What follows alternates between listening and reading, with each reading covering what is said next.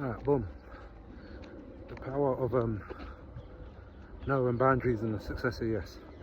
Looking over my life here, most of my successes have come, or opportunities have come because I've said yes. People have offered and I said yes, yeah. So with that model, and I'm easygoing. I'm kind of, if I can do it, I will do it, yeah. And through that, lots of opportunities come my way, yeah.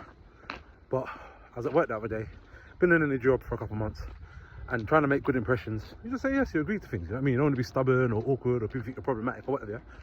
And one of my colleagues was like, Jamal, she asked me to do something for her and I was doing something. I was like, cool, give me a minute, I'll come 2 seconds. And she was like, Jamal, you can't say yes to everybody. Yeah, you got to da-da-da-da-da. Something along those lines. And I thought about it again, someone else said something similar.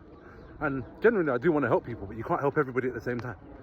But it's had me just thinking about the power of no boundaries, drawing a line.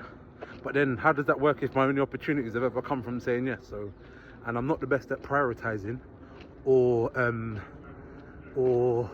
being able to make distinctions from, I can't even think of what the word is, but prioritizing, yeah, it's a big challenge to me. So I don't know, you got any suggestions, put them in the comments. The balancing act isn't my thing. I'm either all yes and go, or no, and it gets a bit pessimistic. I guess the balance is moderation. Good luck with that.